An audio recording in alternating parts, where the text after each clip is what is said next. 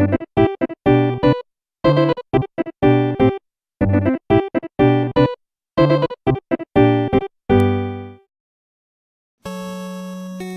guys, how you doing?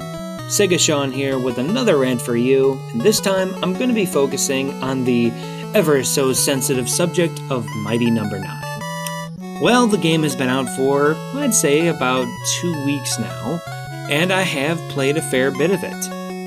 Most of the bosses and stuff, and yeah, there's really something I need to get off my chest. That's where the whole rant thing comes in, after all.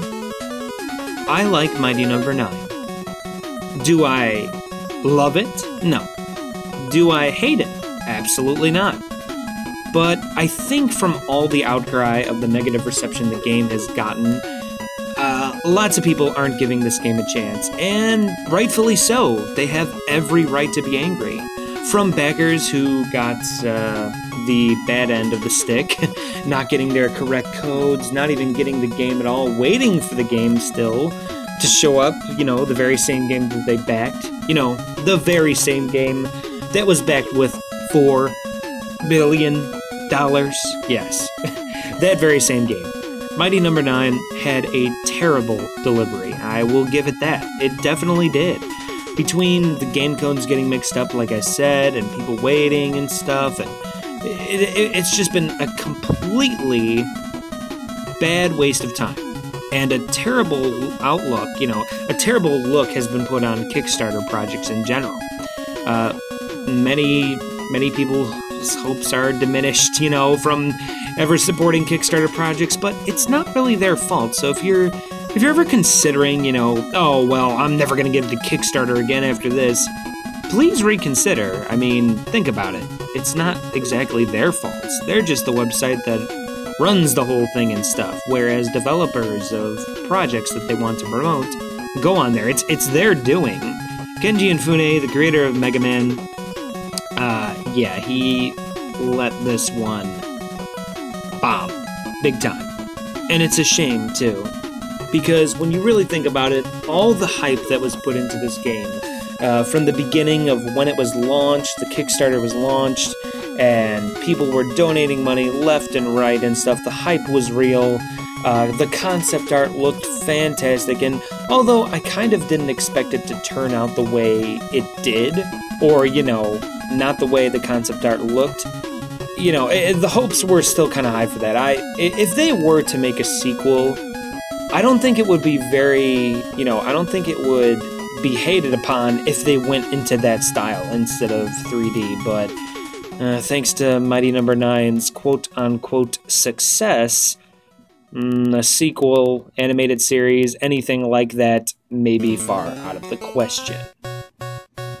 But as for the game, I'll let the footage speak for itself. Mighty No. 9 is an alright game. It's not that bad.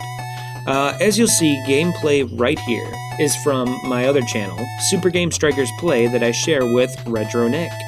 And although we weren't able to upload the first part of the game due to technical issues, the second part is up, and I know that we're probably going to do more of the game.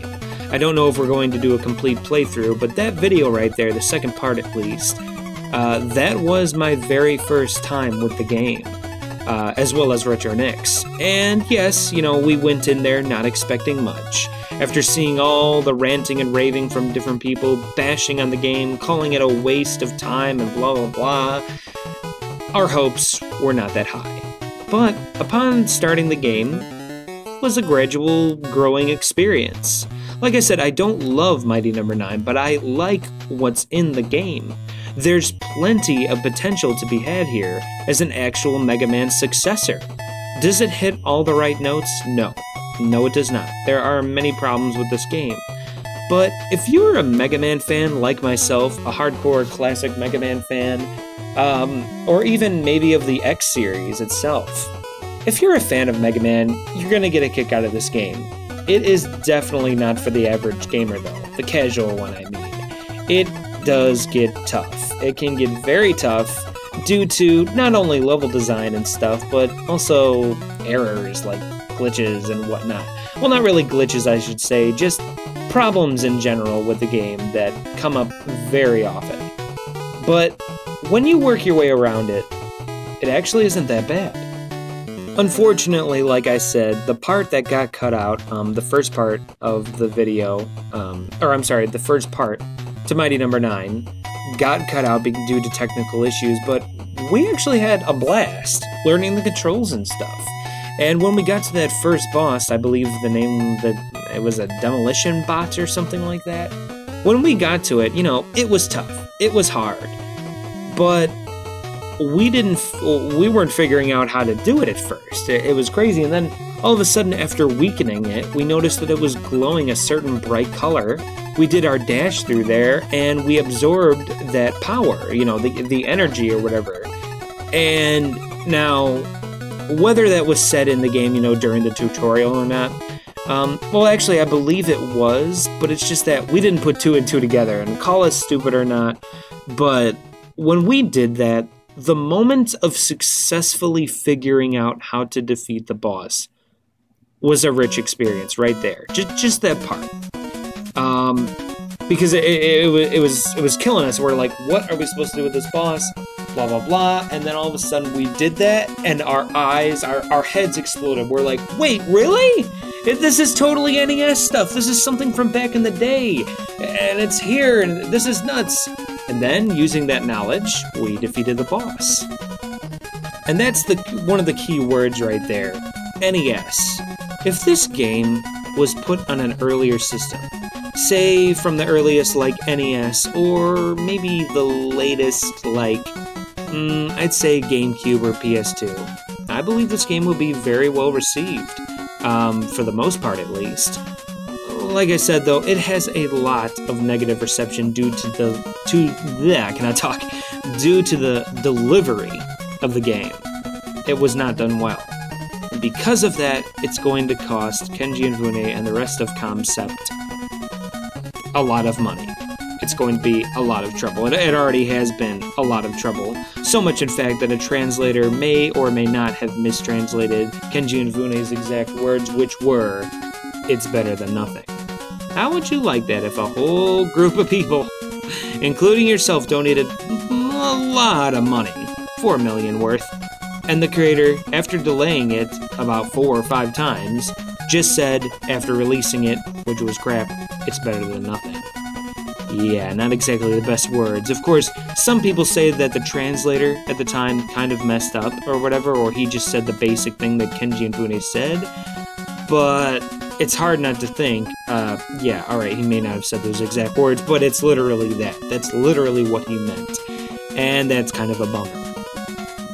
But as far as the game goes, I'm sorry, but I may be one of the few that's actually kind of positive about it. I cannot talk about the game. And, I'm sorry if you guys were thinking, oh, why isn't he angry? Why? Well, I mean, I guess that just stems from me dealing with Sonic games in the past and stuff. Ones that might not exactly be up to the stellar, recommended state of games, It's gotta be perfect in every single shape, way, or form. With Sonic games, they kind of suffer the same fate due to ones like Sonic 06 or Sonic Unleashed, where they may have a gimmick or something like that throws people off. And yes, I know, once again, I have to say it, those games are not perfect. Especially Sonic 06, don't get me wrong. But when you get past the glitches or something like that, or something that's giving you a hard time with the controls, once you continuously do it, you get past it. And to me, yes, for some people, it may not be an enjoyable experience. It may be grueling. But then again, that's what people had to deal with even back in the day. People tend to forget how bad a lot of NES games were. A lot of Super Nintendo games were, the classic games, PlayStation, anything.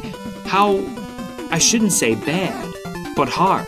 Now, don't get me wrong, there are many unfair deaths and stuff back in the day from any old NES games and stuff, but some of them were just plain hard. But they were never labeled as bad games, or at least some of them. They were never really labeled as bad games, they were just labeled as hard games. Take Castlevania, for example. It has a lot of flaws, but yet it's praised for its hardness, music, and all that lovely stuff. So what separates that from Sonic Unleashed? I mean, hell, Sonic Unleashed isn't even that hard, but apparently it's one of the worst in the series. I don't get that. I don't get that a lot. Sonic 06, yes, it can be tricky, walking around with them glitches and stuff, but if you get good, sorry to be, so blatant like that, but it's true, get good. I am sorry. I'm sorry for anyone that's listening right now, like, oh, really, just get good? Yeah, no, seriously, guys, really, just sit down, relax. Yes, I know the loading times suck. Yes, I know there are flaws. Yes, I know the story isn't the best. Just get good. Sonic and the Secret Rings, another prime example. Or Sonic and the Black Knight, but we all know Sonic and the Secret Rings had pretty crazy controls. At the time of the game's release, I had a blast with it. And even now, yes, the controls can be very tricky at times. But when you learn it, when you memorize it, when you get it down pat, and you don't just go in there all negative and stuff, you actually give it a chance, I guarantee it's not going to be the worst game. It's not. It's definitely not. That's all there is to it, guys. Mighty Number 9 is the exact same way. If you can't handle it, then I'm sorry, but yeah. Now, once again, I cannot capitalize it enough. I cannot say it enough. That doesn't excuse bad games. I'm talking about just hard as nails games. Although Sonic 06, Sonic and the Secret Rings and stuff like that, it's not hard, it's just the controls. But this is a hard game. This is a hard game. And with those other games I mentioned, the controls are hard, yes. But you get around them. And to its core, Mighty Number 9 is close enough, to be honest, to a spiritual successor to Mega Man. I don't know what the heck Capcom is thinking with Mega Man nowadays. Hopefully they make another game, but Mighty Number 9 is the best thing we got right now. And it's not that bad. Sure, the voice acting can get a little, yeah. And then a lot of times you're probably just sitting there wondering, wow, $4 million went into this. When stellar games that have yet to been released, like Shantae and Half Genie Hero, Bloodstained, Yooka-Laylee, those are all Kickstarter funded and they look fantastic. Simple 2D animation like Shantae to, from that to 3D spectacularness that is Yooka-Laylee so far, whether those games will turn out good or bad, you can kind of tell. But from this, first glance, you're not going to be able to tell. You have to play it for yourself. And that goes for any game. If you are ever feeling unsure of a game, and as long as it's low in price, hell, I don't want you going out to buy, like a $60 game and stuff and then try it out and be like, oh, it's SegaSean. I tried it, I spent $60, I don't like it. No, of course not. Hell, even with good games, most of the time, I'll wait for a price drop. Wait for a price drop if you're unsure of a game, but you think you might have a good time. Once you buy it, play it. Give it a chance. If it is just downright bad, if it drives you insane and stuff, then okay then you've made your point. But if you can't have a little bit of fun with it, I mean if you can have a little fun with it and stuff, if you give it a chance and you actually enjoy some parts and stuff, if you feel like you're playing a game that was meant to be a game, then is it bad? Is it bad? No. Resident Evil 6 is another prime example that our good friend Kaiju Lou just fell in love with. He turned it down for years because he just did not want to deal with that. He believed it just was not good, and so many other people think as well. It is branded in the people's mind that Resident Evil 6 is a bad game. It's bad for the series. It's what Resident Evil should never be. And yet here, we have Kaiju Lou, a hardcore fan that finally decided to really give it a chance after all these years. And look, it worked! He's going to be doing a rant soon, explaining his feelings towards Resident Evil 6, trying to spread the word that it's not that bad. And here I am as well. And to be honest, it feels like we're turning into labeled bad game defenders or whatever, you know? It just kind of feels like that because a lot of people on the internet just do not want to deal with this kind of thing. They want to just stick to main media sources and be like, okay, that's where I get my source. That makes me knowledgeable on any subject. Why should I listen to anybody else? So, yeah. If I felt like I was a bit too forceful in this rant, well, that's just what it is, a rant. I don't mean to change anybody's opinions. If you have a different opinion, don't let me change it. But I'm here to just prove a point that if a game is labeled bad by the public, that doesn't mean you shouldn't play it. I implore you guys to give games a chance. You don't know what's waiting. You could have a really good time. You don't know. Ah, man. But alrighty, I don't know how long this rant is. I don't think it was that long.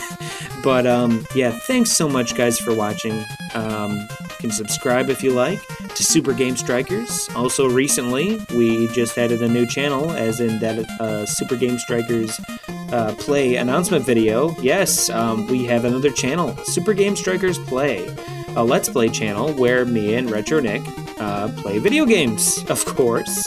It's a Let's Play channel. Kaijulu will be joining sometimes and stuff like that, maybe a little bit later, but for now, it's just me and Retro Nick. Right now, we are playing Life is Strange, as well as Mighty Number 9. We're not sure if we're going to play the whole game, but maybe if it goes even better, then we will continue it. The second part is the only part so far, is going to be going up soon, either this weekend or next weekend, because that is our upload schedule. For Super Game Strikers Play, things will be uploaded every weekend. So yeah, guys, check that out. Check the official page, of course, the Facebook page that started it all, Game Strikers. And, of course, subscribe if you can to this channel, too, for many more rants, unboxings, anything. Much more is to come in the future, of course. Any links to those channels can be found in the description. Okay, guys, thanks so much for watching. Have a fantastic day or night, and I'll see you next time.